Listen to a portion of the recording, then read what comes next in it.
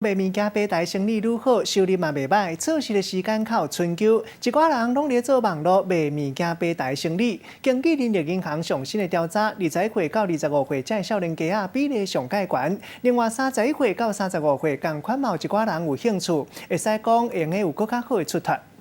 就觉得一个平放，一个这样立起来是会比较好看。豪华斟酒，甲产品翕相的角度，就是要互人客一个看到相片，就想要甲买回去。讲出来你可能唔相信，这个对电商真了解姓廖的少年仔，其实伊今年才21岁尔，阁是一个大学生，不过已经创业成立电商顾问管理公司啊。即摆更加是 B2B 阿里巴巴电商平台的营运服务顾问。实体的店面可能相对于电子商务的平台来说，以现在年轻人可能会趋重于用平台来购买东西。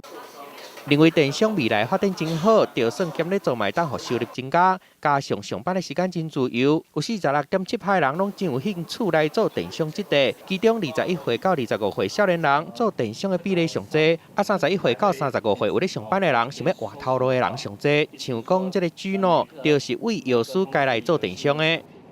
需要比较多的创意，然后比较有趣，必须有接受不同挑战的一个意愿。另外一个是所谓的数据力。